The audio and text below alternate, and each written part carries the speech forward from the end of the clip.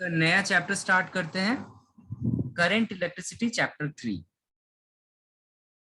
Already आप लोग इस इन चीजों को पहले से जानते हो, करंट एंड इलेक्ट्रिसिटी, और बहुत जगह इसको फील किया है ना। घर में अपना इलेक्ट्रिसिटी के बारे में आप जानते हो। तो हमें एक्चुअली इस चैप्टर में क्या क्या पढ़ना है, हमारा ऑब्जेक्टिव क्या क्या है, समझ लो।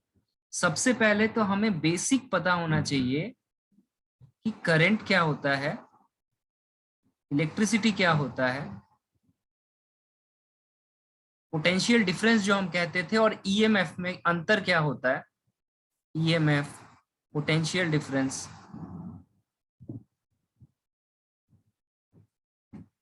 ठीक है।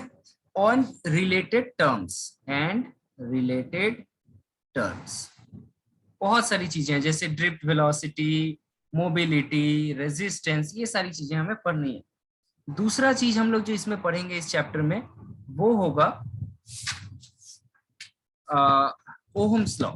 यस, ओम्स लॉ ऑलरेडी आप लोग पहले से जानते हो, फिर भी हम ओम्स लॉ पढ़ेंगे एंड कॉन्सेप्ट ऑफ रेजिस्टेंस यहां पे आएगा।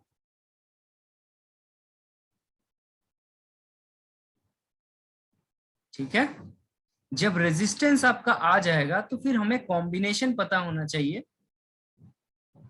Combination of resistance. ठीक है, जैसे सीरीज एंड पैरेलल कॉम्बिनेशन हमने पढ़ा था ना कैपेसिटेंस का, वैसे ही हम कॉम्बिनेशन ऑफ रेजिस्टेंस सीखेंगे। और साथ ही साथ हम लोग ये भी सीखेंगे कि dependence, resistance and effect of temperature, ये भी सीखेंगे हम लोग इस चैप्टर में।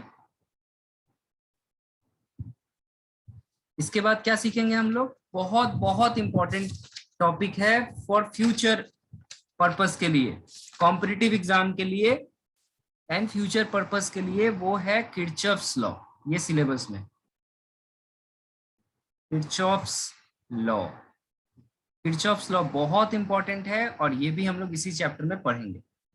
इसके अलावा कुछ हम लोग पढ़ेंगे बेसिक टॉपिक जैसे Wheatstone bridge, shunt, series combinations.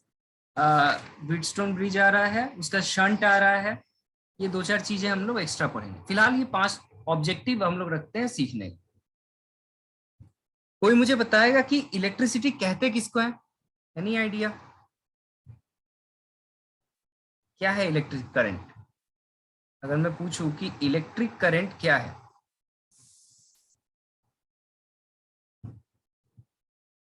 Electrons that flow from a negative to a positive terminal. Anything else Anant?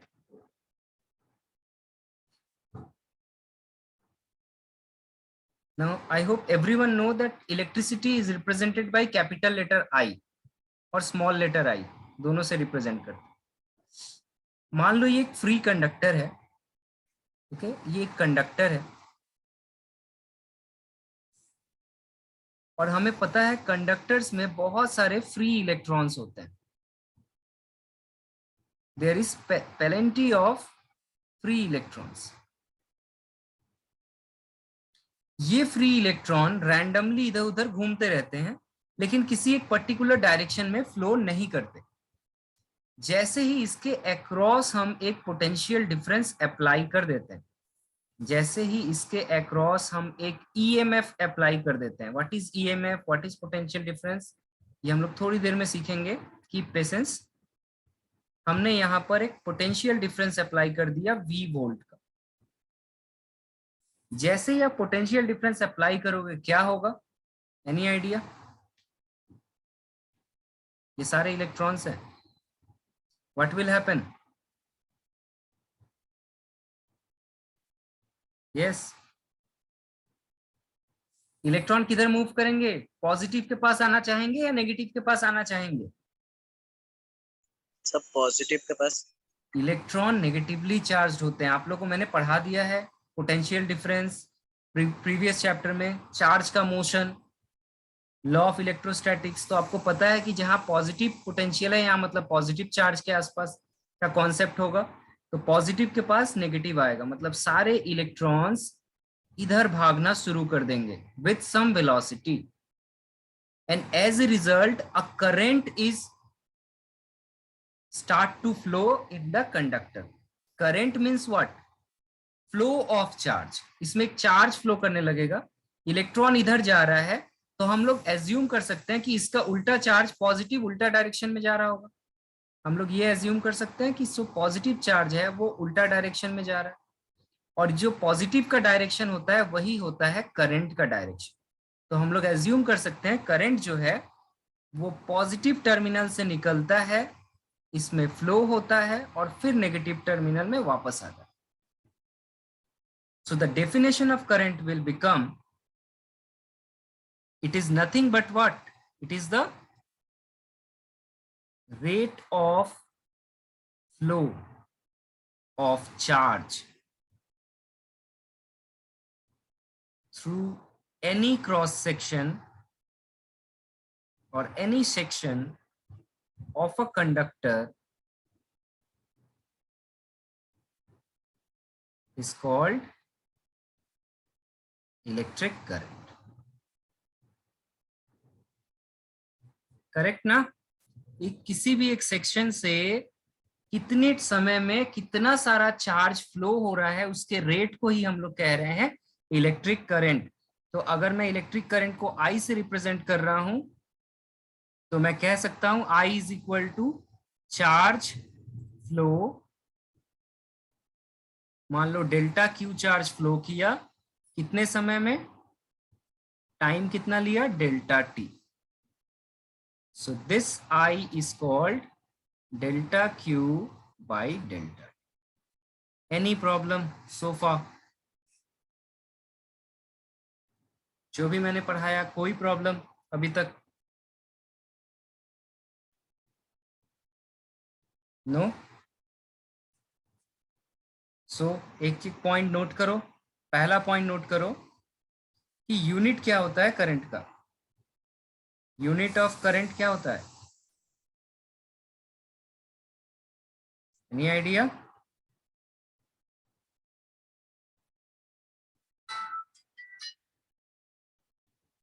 Hello,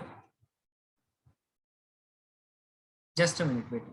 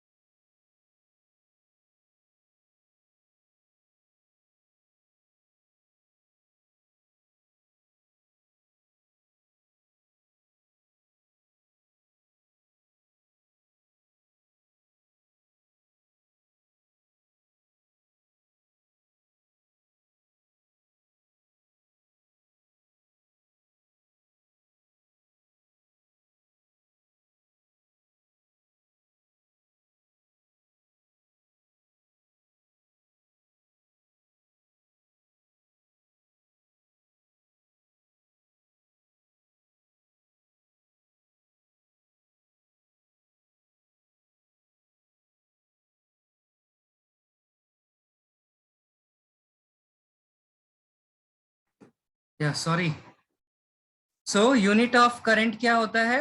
ampere. पता है? Unit of current is called ampere, represented by capital letter ए।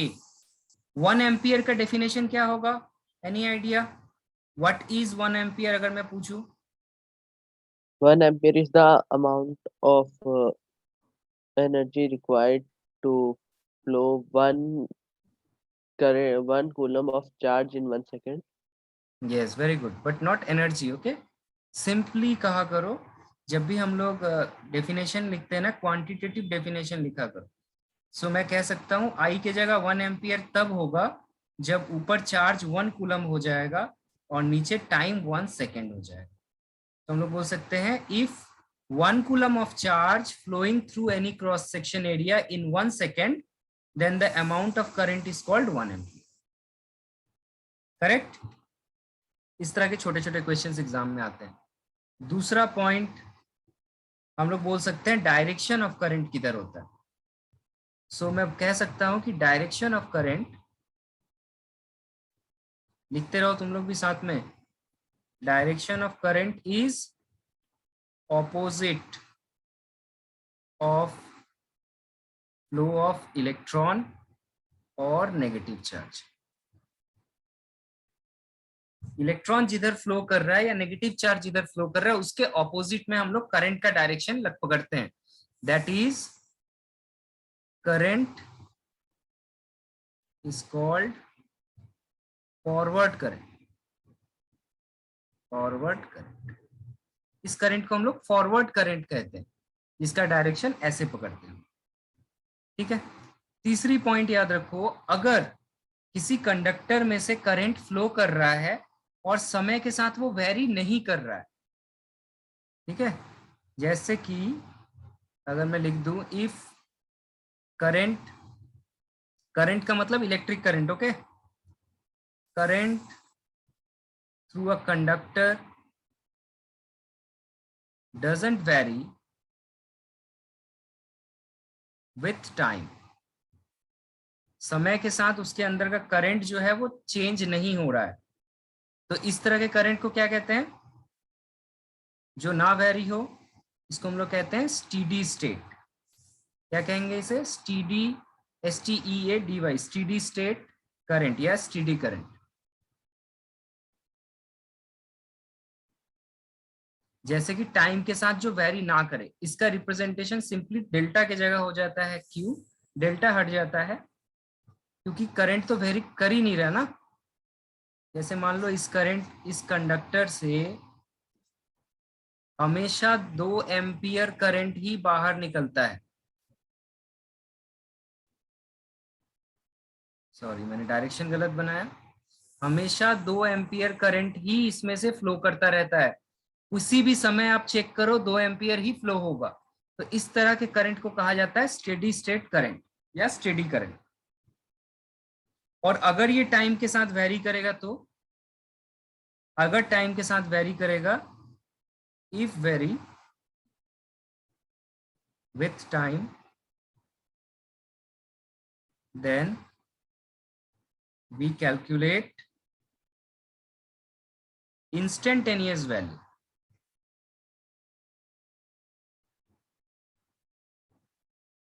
तब तो हमेशा very कर रहा है ना current, तो हम तो एक वक्त पे निकाल सकते हैं कि कितना होगा। इंस्टेंटेनियस करंट को ऐसे रिप्रेजेंट करते हैं, और ये होता है differentiation of charge with respect to differentiation of. क्या समझ में आया ये 2 पॉइंट जो मैंने बताया अभी नीचे वाला? Any question? Yes sir.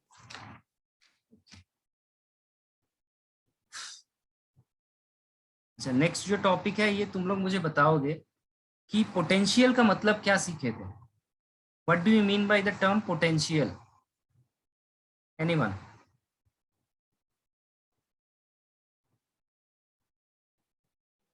Potential मतलब the point till it can reach। Anant, potential क्या था?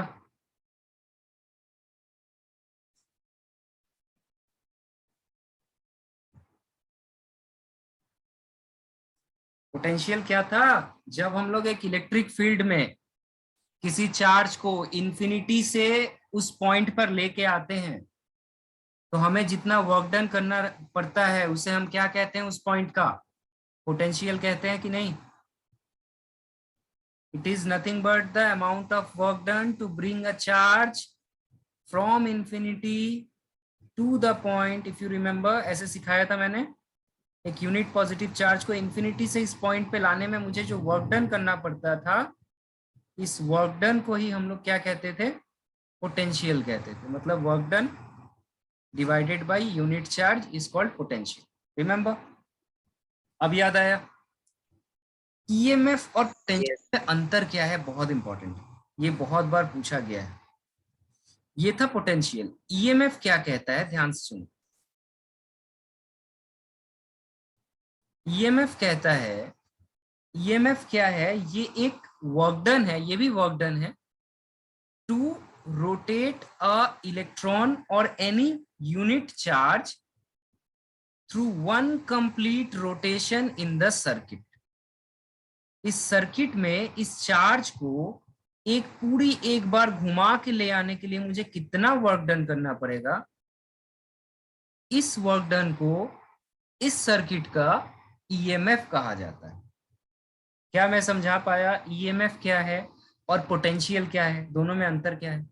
दोनों को ही हम लोग वी लिखते हैं, दोनों का ही यूनिट वोल्ट होता है, दोनों का ही यूनिट वोल्ट होता है, दोनों को हम लोग वी से रिप्रेजेंट करते हैं। लेकिन अंतर क्या है, समझ में आया? अनंत, समझ में आया या नहीं? Are you there? Yes. Potential जो है वो एक जनरल टर्म है। जनरल टर्म मतलब इंफिनिटी से मैं कहीं लेके आए। लेकिन जब हम लोग करंट के बारे में बात करते हैं तो इंफिनिटी नहीं, हम लोग एक क्लोज सर्किट का बात करते हैं। इसीलिए उसी वक्त पोटेंशियल को हम लोग इलेक्ट्रोमोटिव फोर्स से रिप्रेजेंट करते हैं। ये बहुत इंपॉर्टेंट है, इसका डेफिनेशन लिख लो। डेफिनेशन होगा ईएमएफ ऑफ अ सोर्स। ये हमेशा एक सोर्स का होता है। सोर्स मतलब ये जो मैंने लगाया है यहाँ पर, इस तरह के, जैसे एक बैटरी जो है वो ईएमएफ का सोर्स है। जनरेटर जो है तुम्हारे घर में वो ईएमएफ का सोर्स है, जहां से पोटेंशियल डेवलप होता है। So EMF of a source is numerically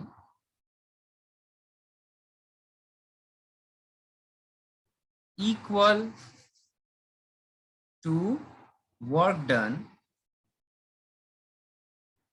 on a unit charge in order to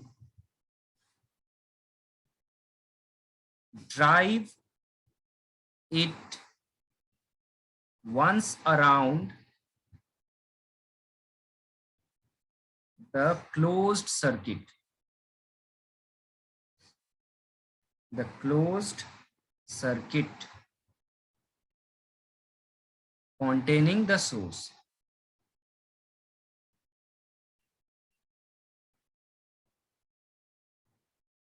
स्वयं ये क्लियर हुआ या नहीं, मुझे बताओ। ईएमएफ समझ में आया या नहीं?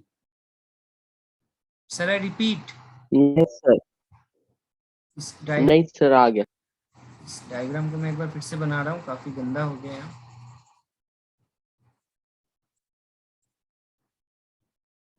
तो ईएमएफ जो होता है ना, किसी सोर्स का होता है। जैसे एक बैटरी एक सोर्स बनता है हमारा। मान लो यहाँ पर कोई भी एक कंडक्टर है और यहाँ पर हमने एक सोर्स लगा दी, जैसे एक बैटरी लगा दिया, तो ये मेरा सोर्स हो गया। और ये मान लो लोड हो गया। लोड मतलब क्या, जैसे एक रेजिस्टर, कैपेसिटर, पंखा, है ना, फैन जो है तुम्हारे घर में, लाइट जो है, ये एक तरह का लोड है। जो भी हो, जब उसमें से करंट जाता है तो कुछ होता है। अब क्या होगा, मान लो यहाँ पर एक चार्ज है Q, मैंने क्या किया, इसको मूव करना शुरू किया इधर, ऐसे ये Q चार्ज इधर मूव कर रहा है, मूव करके वापस इस पॉइंट A पे आ गया, A से शुरू हुआ और वापस A में आ गया। इस चार्ज को पूरा रोटेट करवाने के लिए मुझे जो वर्क डन करना पड़ा होगा, that work done is EMF. So please तुम लोग का जो होमवर्क है इसको मुझे लिख के भेजना, नहीं लिखोगे लोग एग्जाम में पछताओगे। Difference between EMF and potential, minimum 3 point होना चाहिए। Difference between EMF and potential, clear ना? इसका यूनिट क्या होगा, अभी अभी बताया था मैंने, इसका यूनिट क्या होगा, वोल्ट। जस्ट लाइक पोटेंशियल, इसका भी यूनिट होता है वोल्ट। क्या क्या समझा हमने? हमने समझा करंट किसे कहते हैं और ईएमएफ किसे कहते हैं, ठीक है। नेक्स्ट डेफिनेशन जान लो, this is called drift velocity.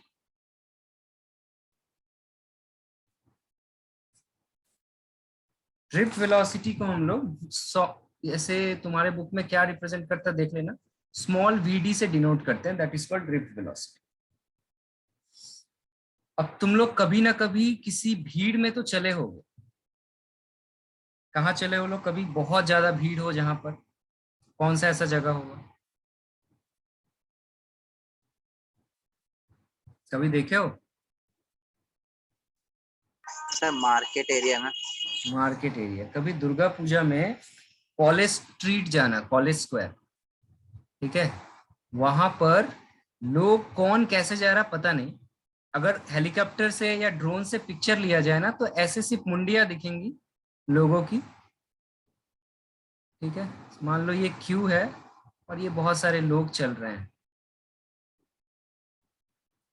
सो लोग एक्चुअली रैंडमली इधर उधर भागते रहते हैं, इधर उधर कोई चल रहा है, कोई इधर चल रहा है, कोई वापस जा रहा है, इधर चल रहा है, इधर चल रहा है, लेकिन ओवरऑल दिखने में कैसा लगेगा ऊपर से कि सारे मिलके इधर जा रहे हैं।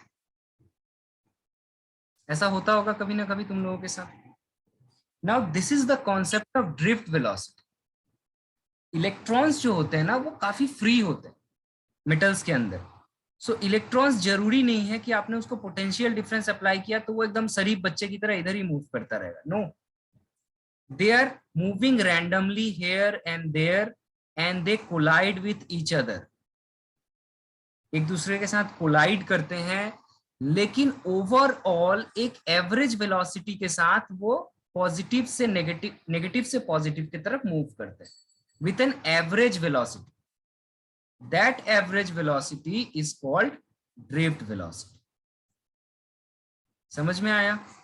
It is not the exact velocity of electron, लेकिन इस वेलोसिटी से इलेक्ट्रॉन नहीं घूम रहा है, इलेक्ट्रॉन इससे तेजी से घूम रहा है, इससे तेजी से भाग रहा है, लेकिन जिस वेलोसिटी के साथ वो ऑन एन एवरेज सारे मिलके जा रहे हैं उस वेलोसिटी को हम लोग कहते हैं drift velocity.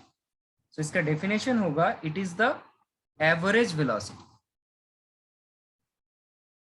It is the average velocity with which free electrons in a conductor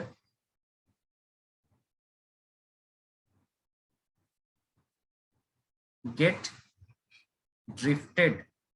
drifted का मतलब क्या होता है?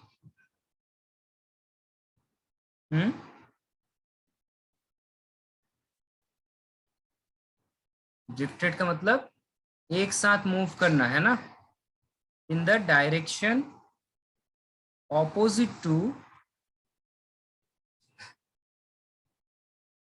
द फ्लो ऑफ करंट, है कि नहीं? करंट के उल्टे डायरेक्शन में इलेक्ट्रॉन भागता है, तो ऑन एन एवरेज स्पीड से जो जाएगा उसको हम लोग ड्रिफ्ट वेलोसिटी कहेंगे। चलो इसका एक एग्जांपल समझते हैं। मान लो ये कंडक्टर है जिसका लेंथ है L, इस कंडक्टर का लेंथ है L, ठीक है, और हमने क्या किया, इसमें पोटेंशियल डिफरेंस अप्लाई करके इसके अक्रॉस एक पोटेंशियल डिफरेंस क्रिएट कर दिया हमने E मिनट, साइन देने की जरूरत नहीं है, यहां पर इलेक्ट्रिक फील्ड जो है वो इधर से इधर काम कर रहा है, ठीक है। इस टर्मिनल को मैं A कह रहा हूं, इस टर्मिनल को B कह रहा हूं, और इसके अंदर number of electrons free form में है।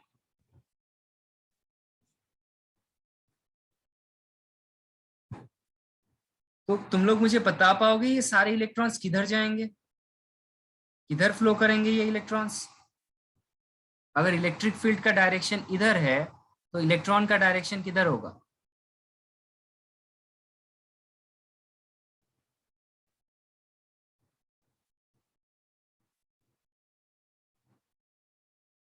भूल गए? Sir opposite. ऑपोजिट होगा, करेक्ट। क्योंकि इलेक्ट्रिक फील्ड का जो डायरेक्शन होता है वो होता है direction of movement of positive charge. Positive charge जो है इलेक्ट्रिक फील्ड का डायरेक्शन में मूव करता है, तो नेगेटिव चार्ज जो है उसके उल्टे डायरेक्शन में मूव करेगा। तो जो इलेक्ट्रॉन्स है वो उल्टे डायरेक्शन में मूव करेंगे।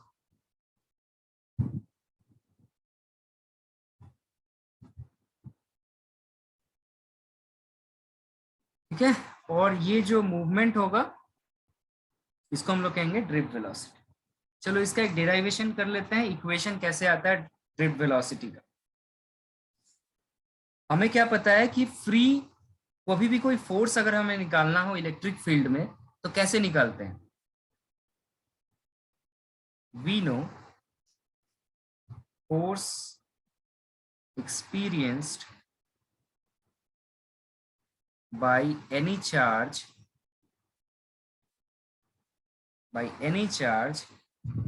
in electric field, क्या था याद करो तो, इज फोर्स और फील्ड में क्या रिलेशन था, याद करो, बताओ मुझे।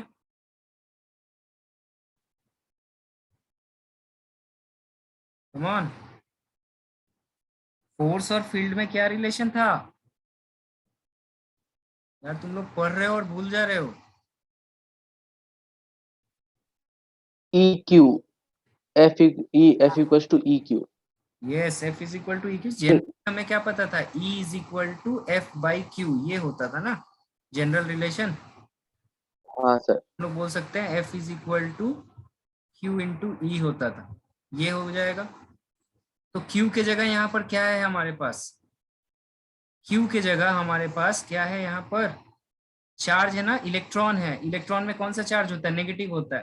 तो मैं इसको negative E into electric field लिख सकता हूँ for this case in this figure. Clear ना, यहाँ ये नेगेटिव साइन क्यों आया, ये E यहाँ पर क्या था, E था इलेक्ट्रॉनिक चार्ज, इलेक्ट्रॉनिक चार्ज। और नेगेटिव क्यों आया, कोई बता पाएगा नेगेटिव क्यों आया। Negative sign denotes that force F and E, electric field E, are in opposite direction.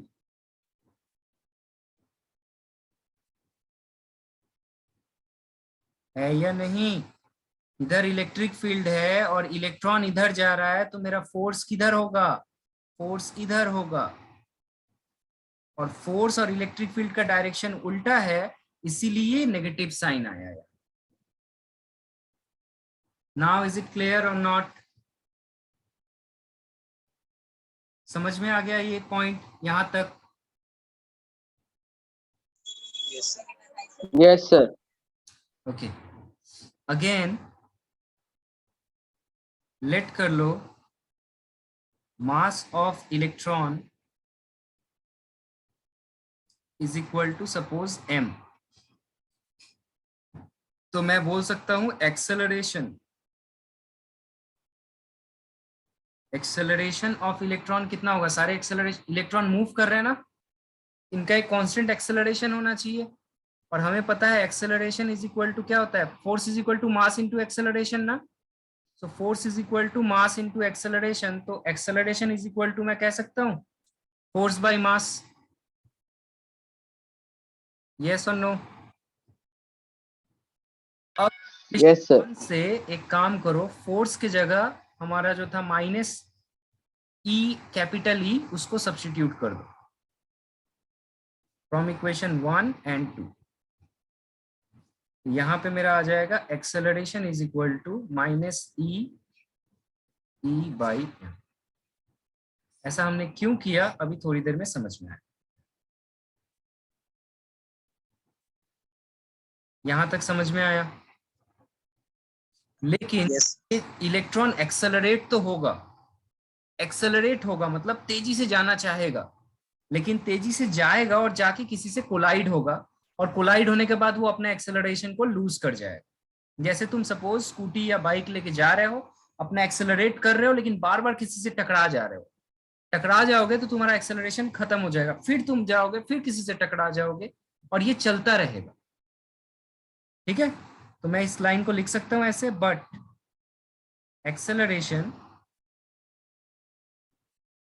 Of electron is lost due to collision.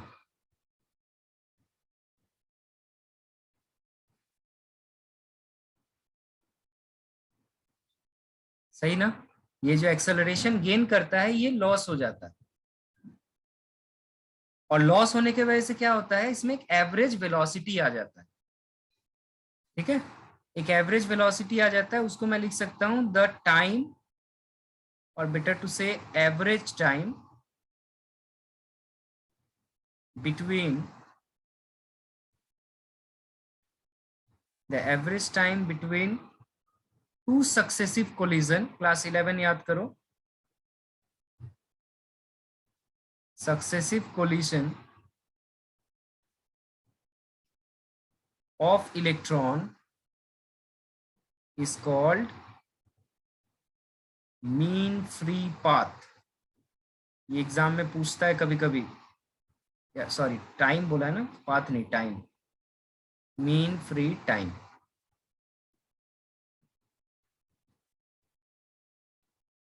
और इसको टाउ से डिनोट करते हैं। एग्जाम में शॉर्ट क्वेश्चन में पूछता है what do you mean by mean free time. तो देखो ये इलेक्ट्रॉन था, ये इधर से इधर गया, यहाँ कोलाइड किया, यहां से कोलाइड करके फिर इधर आया, इधर भी कोलाइड किया, फिर सपोज करो इधर गया, फिर इधर कोलाइड किया। ये क्या बोल रहा है, it is the time, average time between two successive collision, मतलब ए से बी और बी से सी आने में जो एवरेज टाइम ए से सी आने में लगेगा, that is called mean free time. इसको हम लोग टाउ से डिनोट करते हैं। तो एवरेज वेलोसिटी का जो फॉर्मूला आ जाएगा वो हम लोग कह सकते हैं VD is equal to, and velocity is a vector quantity, initial velocity u plus AT. ये फॉर्मूला कहां से आया, याद आ रहा है? v is equal to U plus AT होता था, याद आ रहा है फॉर्मूला? यहाँ फाइनल वेलोसिटी की जगह ड्रिफ्ट वेलोसिटी मैंने बैठा दिया है, u के जगह तो u ही है जो था इनिशियल वेलोसिटी, a तो एक्सेलरेशन ही है,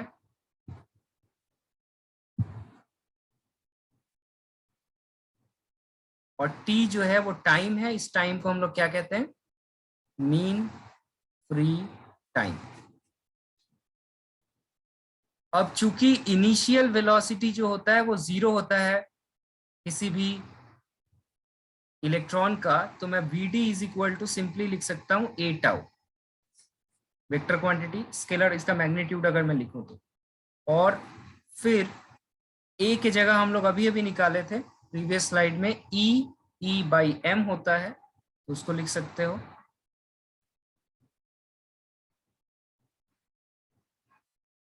और इसको और अच्छे तरीके से अगर लिखो तो ऐसे लिखा जाता है E tau by M into E.